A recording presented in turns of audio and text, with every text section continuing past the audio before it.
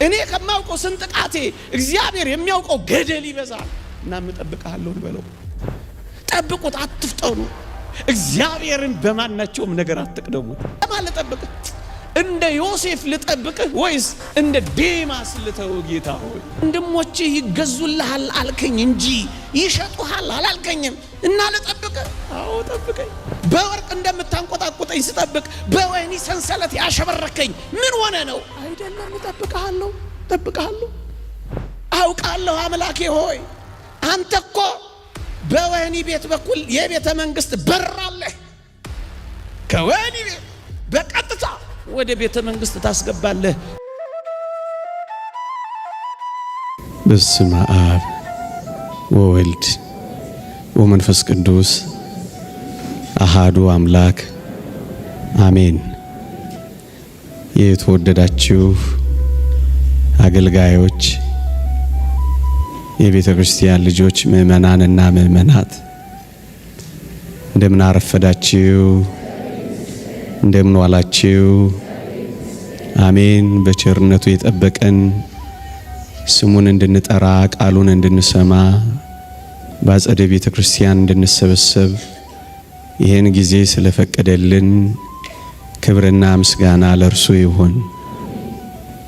አሜን። ለቀደምት አበው ለነቢያት፣ ለቅዱሳን ሐዋርያት፣ ለሐዋርያውያን አበው ለሊቃውንት የገለጸውን ጥበብና ምስጢር ለሁላችንም ይግለጽልን። ይልቁንም ብዙ ነገር ትታችሁ ቃሉን መስማት ፈልጋችሁ በፊቱ ስለተሰበሰባችሁት ስለ እናንተ እንኳን ሲል በጎንና የሚረባውን ቃል እንዲያስተምረን ቅዱስ ፈቃዱ ይሁንልን። አጠር ላለች ደቂቃ ከኔ ጋር እንቆያለን። እግዚአብሔር ከሁላችን ጋር ይሁን። ከዚህች ዕለት ከእመቤታችን ከቅድስት ድንግል ማርያም በረከት ረድኤት ለሁላችን የሚያሳትፈን አሜን። ርዕሴ እጠብቅሃለሁ በሚል ርዕስ ይሆናል። እግዚአብሔርን ስለ መጠበቅ ጥቂት ሐሳቦችን እናነሳለን። እግዚአብሔር ከሁላችን ጋር ይሁን። ወገኖቼ እግዚአብሔርን ማመን ማለት እግዚአብሔርን መጠበቅ ማለት ነው። እናምነዋለን ስንለው እንጠብቅሃለን ማለታችን ነው። በምንም ሁኔታ ቢሆን እንጠብቀዋለን። አዎን፣ ስለምናምነው በምንምና በየትኛውም ሁኔታ እግዚአብሔርን እንጠብቀዋለን። ጥቂት ነጥቦችን እናንሳ። እንዲህ እንበለው እግዚአብሔርን፣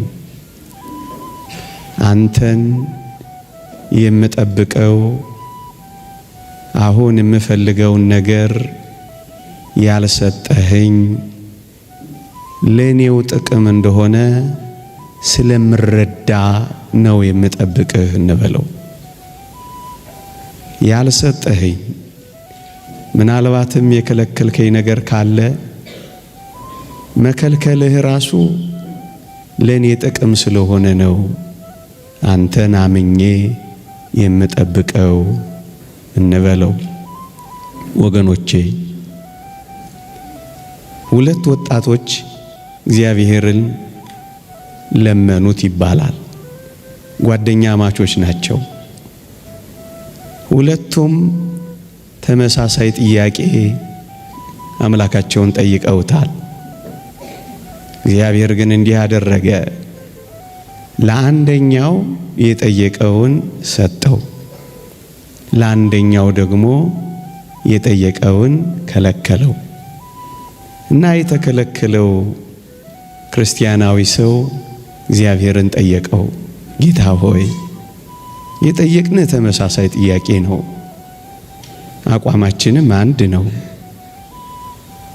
ግን ለወንድሜ ሰጠኸው፣ ለኔ ደግሞ ከለከልከኝ። ይህ የሆነው ለምንድነው ብሎ ጠየቀው። እናም አባታችን እግዚአብሔር መልስ ሰጠው። ምን የሚል መልስ? ልጄ ሆይ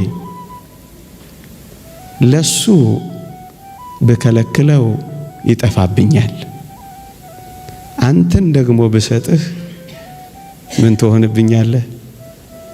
ትጠፋብኛለህ። ላንተ የከለከልኩት እንዳትጠፋብኝ ብዬ ነው። ለሱ ደግሞ የሰጠሁት በከለክለው ይጠፋብኛል ብዬ ነው። እናም ለሁለቱም መስጠትንም ማዘግየትንም እግዚአብሔር የሚያደርገው ለሁለቱም ጥቅም ሲል ነው። ወገኖቼ እግዚአብሔር በጊዜው ጠይቃችሁት አሁን የሰጣችሁ ካልሆነ እንዳንጠፋበት ብሎ ነው። ወገኖቼ እግዚአብሔር ከፊቱ ከምንጠፋ ፊቱን ከምናጣ ምንም ነገር ባይሰጠን ስለሚሻል ለዛ ነው የምንጠብቀው። ወገኖቼ የሚሰጠንን ነገር ይዘን ሰጪውን አምላክ ከተው ነው ስጦታው ይቅርብን። ፓትርያርክ ሽኖዳ እንዲህ ይላሉ፣ እግዚአብሔር ጸጋ እንዲሰጥህ ለምንኸው፣ ጸጋውን ሲሰጥህ አብሮ የጸጋው መያዣውን ትህትናንም አብሮ ካልሰጠህ ልጄ ሆይ አምላክህን እንዲህ በለው፣ ጸጋህን ከእኔ ውሰደው በለው። እየሰማችኋቸውን? ጸጋህን ሰጥተኸኝ አንተን ካጣው ጌታ ሆይ ጸጋህን ውሰደው በለው።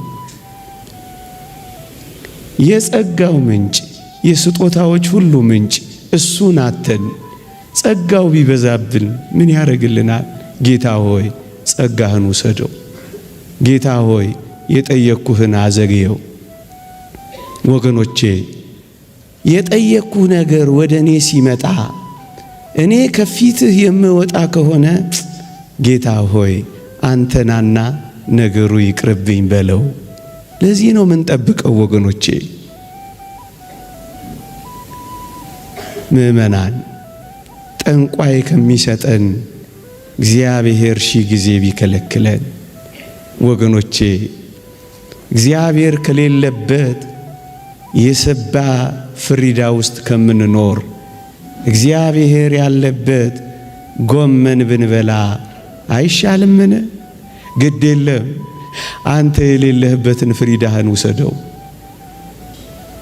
ወገኖቼ ከሰይጣን መሳም የአምላኬ ቁንጥጫ ይሻለኛል ማለት ምንኛ የከበረ ልመና ነው።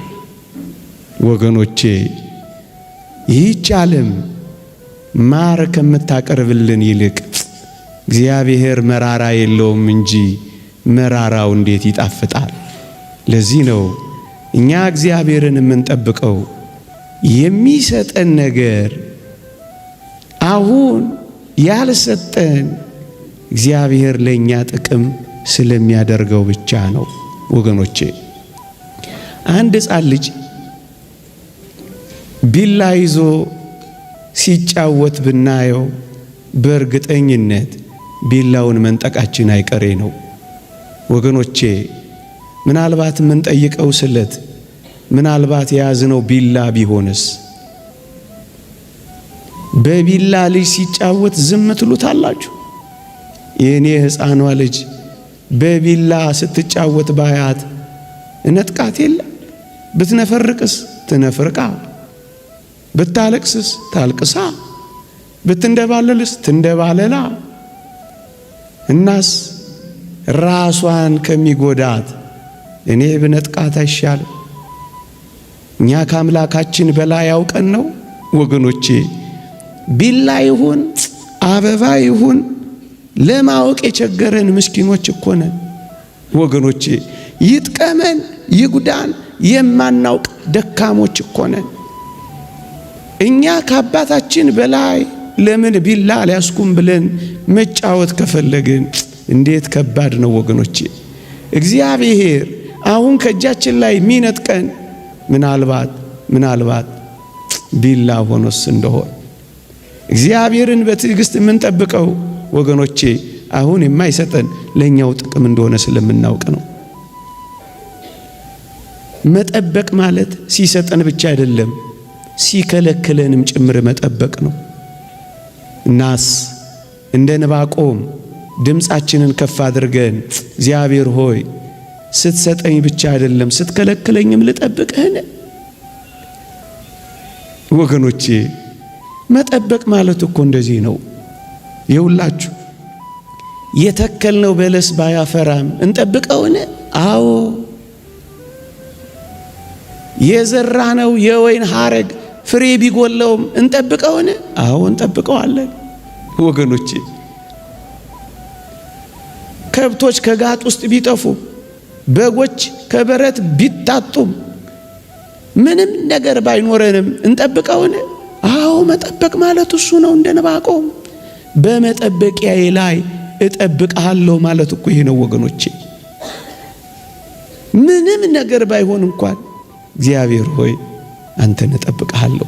ወገኖቼ በደብረ ታቦር ፊት ሲያበራ ብቻ አይደለም በጌቴ ሴማኒም ጨለማ እጠብቅሃለሁ በሉት ወገኖቼ። በደብረ ታቦር ልብስ ሲያንጸባርቅ ብቻ አይደለም በቀራንዮም እርቃንህንም ሆነህ እጠብቅሃለሁ በሉት። በደብረ ታቦር ካንተ ጋራ ካልሆንኩ ሞቼ እገኛለሁ ብቻ ብላችሁ አትቆሙ። ቀያፋም ግቢ አላውቅህም ብላችሁ እንዳትክዱት እባካችሁ። ቀያፋም ግቢ ቢሆን ጠብቁት። በደብረ ታቦር ደስታ ብቻ አይደለም በጎልጎታ ለቅሶም ላይ ጠብቁት። በኢየሩሳሌም ባለው ውበት ላይ ብቻ አይደለም ደም ግባት አልባ በሆነም ጊዜ ጠብቁት። መጠበቅ ማለት ይሄ ነው። አንድ ሁለተኛ ለምንድን ነው እግዚአብሔርን እጠብቅሃለሁ የምንለው ወገኖቼ? እኛ የምንጠቅመውና እኛ የምንጠቀመው መቼ እንደሆነ የሚያውቀው አምላካችንና አባታችን እሱ ብቻ ስለሆነ ነው። መቼ ቢሰጠን እንደምንጠቀምበት፣ መቼ ቢያደርገው እንደሚጠቅመን የሚያውቀው አንተ አባታችን ነህና ጌታ ሆይ አናጣድፍህም፣ አላጣድፍህም፣ በትዕግስት እጠብቅሃለሁ እንጂ ለምን ታጣድፈዋለህ? የሚጠቅምህና የምትጠቅመው መቼ እንደሆነ ስለሚያውቅ በትዕግስት ዝም ብለህ ጠብቀው። ማመን ማለት መጠበቅም ጭምር ነው። መጣደፍ አይደለም መጠበቅ። ሁለተኛ ታስታውሱ ይሆን አልዓዛር ሲሞት ክርስቶስ እኮ ያውቃል ወንድማችን አልዓዛር አንቀላፍቷል፣ ላስነሳው ሄዳለሁ ብሏል። ግን ሄደው ሲታመም ነው? ሲቀበር ነው? ሊቀበር ሲል ነው? ወይስ 4 ቀን ሲሆነው ነው ጌታችን ወደ አልዓዛር ሄደው? መቼ ነው? 4 ቀን ሲሞላው ነው ወገኖቼ። እናም እንዲህ እንበለው ጌታችንን፣ ስታመም ትመጣለህ ወይስ ጌታ ሆይ ስሞት ነው የምትደርሰው? እየሞትኩ የት አለ እሱ ብላችሁ የምትጉረመረሙ ትኖሩ ይሆን? አሁንና ለምን ትሉታላችሁ? ለምን ካላንደር ታወጡለታላችሁ? ለምን ስኬጁል ታነጥፉለታላችሁ? ለምን ታጣድፉታላችሁ? ለምን እጁን ይዛችሁ እየመራችሁ ልታሳዩ ትሞክራላችሁ? ስትታመሙ ወይም ስትቀበሩ ሊመጣ ይችላል። ለቀብር ስትሄዱ ወይም ቀብር ሆኖ ተቀብራችሁ 1 ቀን አይደለም 4 ቀን ሲሆነው ሊመጣ ይችላል። መቼ እንደምትመጣ የምታውቀው አንተ ነህና በእኔ ካላንደር አላጣድፍህም በሉት። እጠብቅሃለሁ በሉት። አልወተውትህም እታገሳለሁ በሉት። ወጣቶች ወገኖቼ ግድ የለም በሉት። አልዓዛርን ተናገር ብትሉት ምን እንደሚል ታውቃላችሁ? ግድ የለም ጌታ ሆይ 4 ቀን ከሆነኝ በኋላ የሆነ እንደሆነ ምጠቅመው ግድ የለም። ስታመም አትምጣ ቅር። እየፈረስኩም ቢሆን ምን አረጋለሁ? በሞት የበሉት እየፈረስኩም ቢሆን እጠብቅሃለሁ። ምክንያቱም ስሞት አይደለም ልቀበር ሲሄድ አይደለም። እኔ መቼ እንደምጠቅም የምታውቀው አንተ ስለሆንክ እየፈረስኩ እጠብቅሃለሁ። ፈረስኩኝ እኮ አበቃሁኝ አለሁ እኮ አትበሉ። ብትፈርስም ሊሰራህ ይችላል። ብትሰነጠግም ሊጠግንህ ይችላል። ብትሰበርም አዲስ ሊያደርግህ ይችላል። እጠብቅሃለሁ በሉት አልዓዛርን። ግድ የለም ጥቂት የምትዘገየው የዘላለም ጥያቄ ልትመልስልኝ ከሆነ ጌታ ሆይ አሁን አትምጣ፣ ቅር መቃብር ስገባ እጠብቅሃለሁ ዛና በሉት። መቃብር ላይ ቀጠሩት እንጂ ወገኖቼ። ለምን መሰላችሁ ይሄን እምላችሁ? ይውላችሁ አልዓዛር ታሞ እያለ ጌታችን ቢያድነው ማን ብቻ እንደሚጠቀም ታውቃላችሁ? ማርታ፣ ማርያም፣ አልዓዛርና ጥቂት ቤተሰቦቹ ብቻ ናቸው። አልዓዛር ታሞ እያለ ቢድን የሚጠቀሙት። እውነት አሰብ ከመቃብር ገብቶ 4 ቀን ሆኖት ፈርሶ በስብሶ ጅማሬ ጀምሮ ጌታችን ከመቃብር ቢያወጣው ግን ሸቶ ቢያወጣው ግን ማን ነው የሚጠቀመው? ዓለም ሁሉ ነው የተጠቀመው። ይውላችሁ ጌታችን መድኃኒታችን ኢየሱስ ክርስቶስ በሁሉ ዘንድ የታመነ የሆነው በተለይ በሁሉ ዘንድ የታመነ የሆነው አልዓዛርን ከሞት ካስነሳ በኋላ ነው። እና ማርታን እንንገራት፣ ምን ብለን እንንገራት? አንተ ኖረ ቢሆን ኖሮ እያልሽ አትሚው እንበላት ማርታን። እና ምን እንበላት? ማርታ ሆይ ታሞ ያለ ወንድምሽን ቢያድነው አንቺና ቤተሰቦችሽ ብቻ ትጠቀማላችሁ። ከሞተ በኋላ ግን ጌታችን ቢያስነሳው ግን ዓለም ሁሉ ይጠቀምበታልና የለህም አትበይው እንበላት። መቼ አልዓዛር እንደሚጠቅም ያውቃል አያውቅም? መቼ ቢያስነሳው ስራ እንደሚሰራ ያውቃል አያውቅም? 4ቱ የዝምታ ቀናት የእግዚአብሔር የሥራ ቀናት እንጂ የቸልተኝነትና የልግምና ቀናት አታድርጉት። መቼ እንደሚያድናችሁ መቼ እንደሚመልስላችሁ እናንተ አታውቁ። የዝምታውን ቀናት እንደ ችልታ ቀናት ቆጥራችሁ ጀርባ አትስጡት። ጠንቋይ ቤት አትሂዱበት፣ ኮከብ አትቁጠሩበት፣ ሞራ አትግለጡበት፣ ሌላ አዳራሽ አትሂዱበት። እግዚአብሔርን በዝምታ ጠብቁት ወገኖቼ። ሳይሞት ማዳን ለአንዳንዶች ይቻላቸዋል። ታሞ ማዳን ለናስቀላጴስም ይቻላል። ሞቶ ማዳን ግን ለእግዚአብሔር ብቻ ይቻለዋል። እውነት አሰብ ስራ እንዲሰራ ፍቀዱለት እንጂ እየተጣደፋችሁ የሥራ መስካት ትንፈጉት እንጂ። ለዚህ ነው ማርታንም እንዲህ አልናት፣ የለህም አትበዩ፣ አንተ ኖረ ቢሆን አትበዩ። እርሱ የሚሰራውን ታውቂያለሽ። ምን ታውቂያለሽ? ሲሰራ ዝም ብለሽ ተመልከቹ እንጂ ጠብቂው እንጂ እንበላት። እንደውም እንበላት እግዚአብሔር ዘግይቶ ሳይሆን አንቺ ቸኩለሽ ነው እንበላት። እግዚአብሔር ሳይታመን ቀርቶ ሳይሆን አንቺ ተጠራጥረሽ ነው እንበላት። እግዚአብሔር ተንቀራፎ ሳይሆን አንቺ ልቅደም ብለሽ ነው ብለን እንንገራት። አዎ ማርታ ሆይ እንደውም ከፍ አድርገን እንዲህ ለምን አንለው? ምን እንበለው? ጌታ ሆይ አንተ እኔ የማላውቀውን ጎዶሎዬን የምትሞላ ስለሆንክ ከእኔ ከማውቀው ሽንቁሬ አንተ ጠብቀኝ። እኔ ሽንቁሬን ለመድፈን ስሞክር አንተ ለካ ታላቁን ገደሌን ነው የምትሞላልኝ እና እጠብቅሃለሁ እንበለው። እኔ ከማላውቀው ጎዶሎ እግዚአብሔር የሚያውቀው ጎዶሎ ይበዛል። እኔ ከማውቀው ስንጥቃቴ እግዚአብሔር የሚያውቀው ገደል ይበዛል እና እጠብቅሃለሁ እንበለው። መቼ እንደሚጠቅም የሚያውቀው እግዚአብሔር ነው። አንተና እኔ አናውቀው እና ምን ጠብቀዋለን? እስኪ የዛኔ ቃና ዘገሊላ አስታውሳችሁ። ጋኖቹ ውስጥ ያለው መናኛ ወይን እስኪያልቅ እግዚአብሔር አዲስ ወይን ለመስራት ጊዜ ያስፈልገዋል። ሳያልቅ ለምን ይሰራል? አበረከተ ልታስብሉት ነው? ተውት እንጂ ያ ጊዜ ገና አልደረሰም ያለውን ጊዜ ጠብቁ እንጂ ወጣቶች ጠብቁት። እሱን መጠበቅ ምን ያጣድፋል? ምን ያስቸኩላል? ጠብቁት። ግድ የለም አንተ መናኛውን በጣፋጭ ልትቀይረው ከሆነ ግድ የለም የኔ መናኛ ይለቅና ያንተ ጣፋጭ ይቀጥል። እጠብቅሃለሁ በሉት።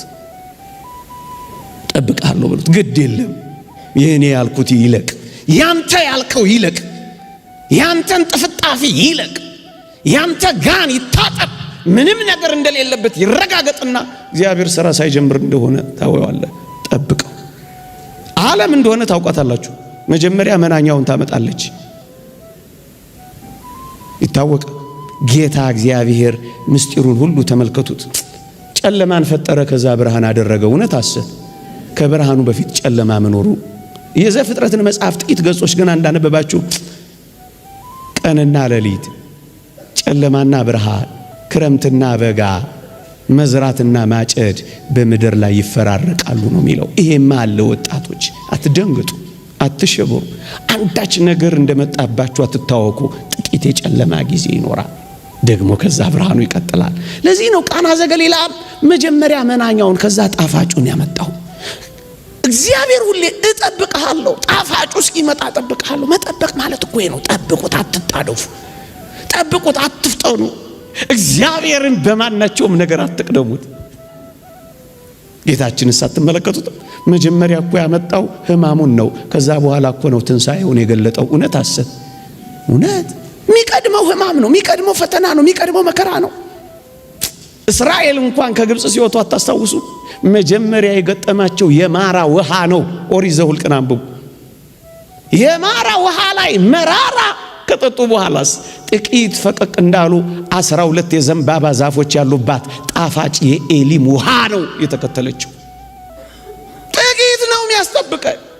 እናስ ጠብቁት፣ ጠብቁት። ሶስተኛ ነገሬን ለማሳጠር ሶስተኛ እየሰማችሁኝ ነው?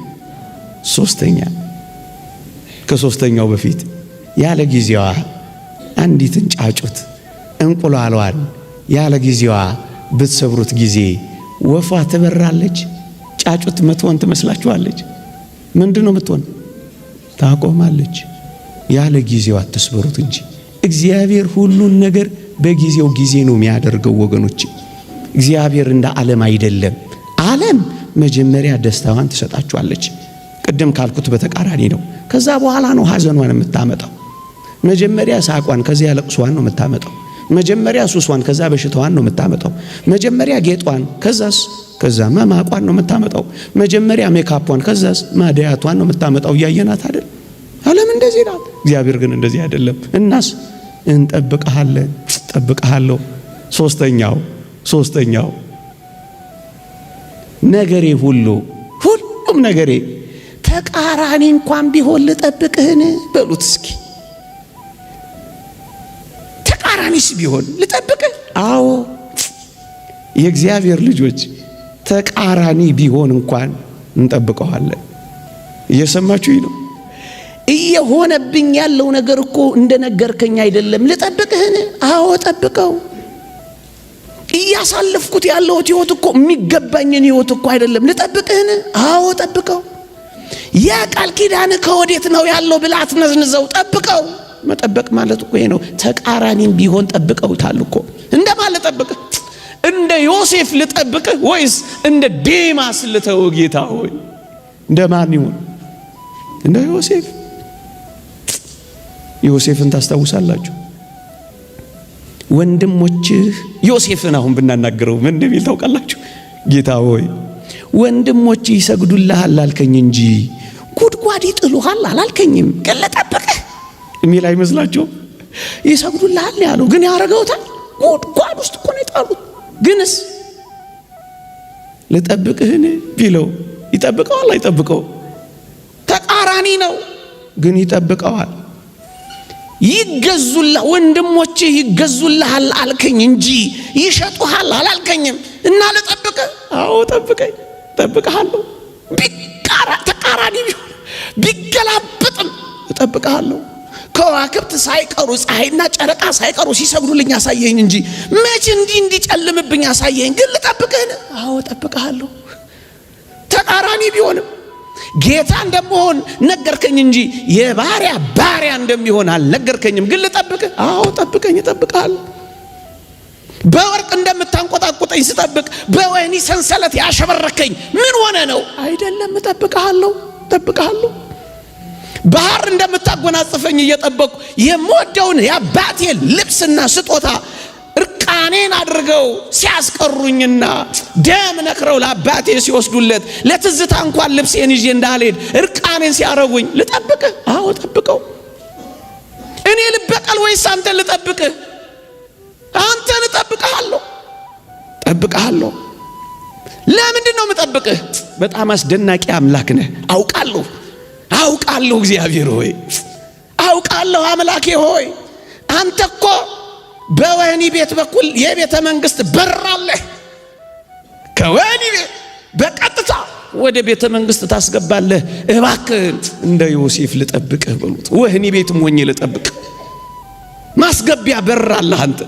በሐሰት ክስ በመከሰስ አሳልፈ የሁሉ ፈራጅና ዳኛ ማድረግ ታውቅበታለህ። ልጠብቅህ፣ እንደ ዮሴፍ ልጠብቅህ። እኔም እንደ ዮሴፍ ልጠብቅህ። ጥሩ ባሪያ ከመሆን ጀርባ መልካም ጌታ ማድረግ ታውቅበታለህና ጌታ ሆይ ልጠብቅህ። ለጊዜው ካጠለቅኩት ሰንሰለት ቀጥሎ የወርቅ ማርዳ ያለህ አንተ ነህና አምላኬ ሆይ ጠብቅሃለሁ። መጠበቅ ጠብቅሃለሁ። እግዚአብሔር በተቃራኒው ነገር ሕይወት እንደሚሰጥ ማን አለ? እየሞተ ሕይወት የሰጠ ከአምላካችን በቀር ማን አለ? እየቆሰለ የፈወሰ ከአምላካችን በቀር ማን አለ? ጭቃ የቀባ ዓይን ያበራ ከአምላካችን በቀር ማን አለ? ጭርት በሚያስይዘው ምራቅ ዓይን ያበራ በተቃራኒው የሚሰራ ከሆነ ዝም ብላ ጠብቀው። ጠብቃለሁ። የመጨረሻ ለአሁኑ ማለት ነው። ጥያቄን ባትመልስልኝ፣ ጊዜ ቢረዝምም ጉልበቴ ቢያረጅም ዝም ብዬ ልጠብቅህ። ተቃራኒ ብቻ ቢሆን አይደለም፣ ዝም ብዬ ልጠብቅህ። ይሄም እኮ ከባድ ጥያቄ ነው። አዎ ጠብቅሃለሁ። እንደማን? እንደ ሙሴ ጠብቅሃለሁ። የጠየቀው የትየለሌ ነው። ሳይመልስለት መቃብር ነው የገባው። ምእመናን እግዚአብሔርን የምናምነው ባይመልስልንም ጭምር እደግመዋለሁ። መልስ የለም የሚል ማክበቢያ እንኳን ቢኖር እግዚአብሔርን እናምነዋለን፣ እንጠብቀዋለን። ሙሴ እንደዚህ እኮ ነው የሆነው። ጥያቄው ሳይመለስ ፊትህን ልይ አለው፣ ጠየቀው። ጥያቄውን ሳይመልስለት ወደ መቃብር አገባው። እግዚአብሔር ከመቃብር ባሻገር መልስ አለው የለው? አለው። ይሄን አምላክ ይዤ መቃብርን ብገባ አንተን እጠብቅሃለሁ፣ ባትመልስልኝም እጠብቅሃለሁ። ምን ይሄ ብቻ ወገኖቼ! ወደ ከነዓን እየመራ የሄደው ሙሴ ነው። በውሃ ሙግትና ክርክር ምክንያት ደርሶ ከነዓን ጥቂት ሲቀረው ምን እንደሆነ ታውቃላችሁ? በውሃው ክርክር ምክንያት እስራኤል ውሃ ስጠን አሉት። ሙሴ ከየት ያምጣ? በረሃ ነው እንደምታውቁት። ከዛስ እግዚአብሔርን ለመነ። እግዚአብሔር ቸር ነው። በበረሃ የሚወስደው ማንነቱ ሊገልጥ ነው እና ምን አደረገ? ጭንጫውን ምታው፣ እኔ ውሃ አፈልቅላችኋለሁ አለው። አሮንና ሙሴ ሕዝቡን ሰበሰቡና ኑ ውሃ እናወጣላችኋለን አለ። በዚህ እግዚአብሔር ደስ አልተሰኘም። ለምንድን ነው ደስ ያልተሰኘው? እና ወጣላችሁ አለን። እናወጣላችኋል። ስሜን በሕዝብ ዘንድ ትቀድስ ዘንድ አልወደድክምና ከነዓን አትገባም አለው። ከዛስ አሳየው ማርና ወተት የምታፈሰውን። ግን ሙሴ አልገባ። ለፍቼ ደርሼ ምን ነው ሳታስገባኝ? ልተውህ ወይስ ልከተልህ አይለውም ሙሴ። በጣም ይደንቃችኋል። ሙሴ እግዚአብሔርን የሚከተለው፣ ሙሴ እግዚአብሔርን የሚያምነው፣ ሙሴ እግዚአብሔርን የሚጠብቀው ለከነዓን አይደለም፣ ለእግዚአብሔር ብቻ ብሎ ነው። እየሰማችሁኝ ነው? ከምድር በታች ላለው ነገር አይደለም እኛ እግዚአብሔርን የምንጠብቀው። ከፍ ያለው ከነዓን ባያስገባውም እያገለገለው አረፈው ሙሴ። እያገለገለ ተሰናበተው ሙሴ። ጥያቄህን ባይመልሰው ያን ሁሉ ሕዝብ አጅቦ ቀባሪ እንኳን አላገኘም ሙሴ። ምክንያቱም የሙሴን መቃብር ካወቁ እስራኤል ወደ አምልኮት እንዳይገቡ የሙሴን መቃብር እንኳን ሰውሮታል። መጽሐፍ ቅዱስ ስለ ቅዱስ ሚካኤል ሲናገር ስለ ሙሴ ሥጋ ሲከራከር ሚካኤል ዲያብሎስን እግዚአብሔር ይጣላሃለው እንጂ ያኛው ካላሳየው ይላል።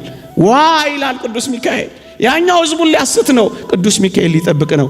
ስለ ሙሴ ሥጋ እንኳን መቃብር እንኳን የሚከራከር ቅዱስ ሚካኤል በረከቱ ይደርብን። ለከነዓን አይደለም የሚያገለግለው፣ ለራሱ ለፍቅሩ ነው። ይጠብቀዋል፣ ይከተለዋል። ጥያቄው ባይመለስም እርሱ ግን ከእርሱ ፈቀቅ አይልም። ጥያቄያችሁ ባይመለስም እግዚአብሔርን ተከተሉት፣ ጠብቁት። ወገኖቼ ከፍ አድርገን እንጠይቀው። እሳት ውስጥ ሆነን ታድነናለህ ወይስ እሳት ውስጥ አንገባ ትታደገናለህ? እሳቱን አጥፍተ ሳይሆን እሳቱ መሃል ሆኜ ለማዳንን ታላቅነት ያለህ ነውና ግድ የለም እሳት ውስጥ ሳልገባ ሳይሆን እሳት ውስጥ ገብቼ እንደምታድነኝ አምናለሁና እሳት ውስጥ ሆኜ እጠብቅሃለሁ በሉት። እሳት አጥፍቶ ሳይሆን እሳት ውስጥ ሆኖ ማዳን የሚችል አምላክ ስለሆነ አጥፍቶ ከማዳን እሳት ውስጥ ሆኖ ማዳን ስለሚበልጥ የሚበልጠውን ምስጢር ለማየት ታግሼ አንተን እጠብቅሃለሁ በሉት። አላኮርፍህም፣ እጠብቅሃለሁ። አልክድህም፣ እጠብቅሃለሁ። ዓላማህም እጠብቅሃለሁ። ፍቅሬን አልቀንስም፣ እጠብቅሃለሁ። ለምን እንደሚያስጠብቀን አናውቅም። አንድ ታሪክ ልንገራችሁና አላብቃ። ቅዱስ ቄርሎስ የሚባል ቄርሎስ አራተኛ የሚባል በግብጽ ቤተክርስቲያን ታላቅ ፓትርያርክ ነበር። ከቅዱስ ሚናስ ከሰማዕቱ ሚናስ ጋር ወዳጅ ነበር። ሰማዕቱ ሚናስ ኅዳር 15 ይከብራል። ታላቅ ሰማዕት ነው። ይሄ ቅዱስ ቄርሎስ በጣም እኛም ሀገር መጥቶ ነበር። አፄ ኃይለ ሥላሴ በነበሩበት ዘመን እዚህ መጥቶ ነበር። በጣም ቅዱስ አባት። በግብጽ ቤተክርስቲያን እንደ ቄርሎስ ያለ ቅዳሴ የቀደሰ አባት የለም ይባላል። መጻሕፍቱን አዜብ በሬ ተርጉመዋለች፣ ማንበብ ትችላላችሁ። አንድ ቀን እንዲሆነ ጠዋት ቅዳሴ ከቀደሰ በኋላ ልጆቹን ይባርካል። በቅዳሴ ላይ የተገኙትን የንስሐ ልጆቹንም ይባርካል። እና አንድ ቀን ምን ሆነ መሰላችሁ? ሁሉም ሲባረኩ አንድ በጣም ተወዳጅ ልጁ ስራ አረፍዶበታል፣ ቸኩሏል። ብቅ እያለ ሊባረክ ይመጣል። ልጄ ቆይ ይለውና ሌሎችን ያሳልማል። ልጁ ደግሞ ትንሽ ይታገሳል። ከዛ ደግሞ ትንሽ ቆይና ፋታ ወስዶ አሁንስ ልባረክ ብሎ አባታችን ጋር ይመጣል። እውነተኛ ታሪክ ነው የምነግራችሁ። አሁንም አባታችን ቄርሎስ ልጄ ሆይ ቆየኝ ይለዋል። አሁን ትንሽ አልበዛም? ትንሽ እየተጉተመተመ ይመለሳል። ከዛ ደግሞ ትንሽ ቆይና ይሄድና አባቴ ሆይ ባርከኝ ይለዋል። ልጄ ሆይ ቆየኝ ይለዋል። አሁን መቅነጥነጥ ይጀምራል። በጣም መጣደፍና መቸኮል ይጀምራል። ሁሉንም ካሰናበተ በኋላ አባ ቄርሎስ ጠራውና ልጄ ሆይ አሁን ሂድ ተባረክ ይልና ይባርከውና ያሰናብተዋል።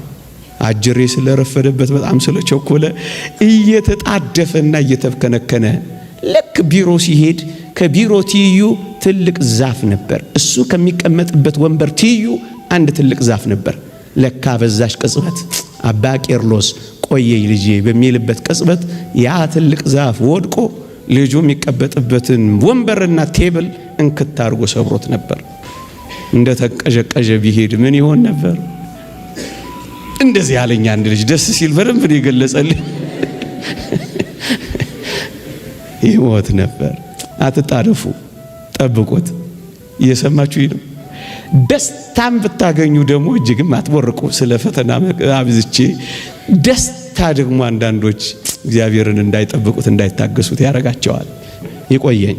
እግዚአብሔር ቸርነት፣ እመቤታችን አማላጅነት፣ የቅዱሳን መላእክት በረከት ረድኤት አይለየን። አሜን።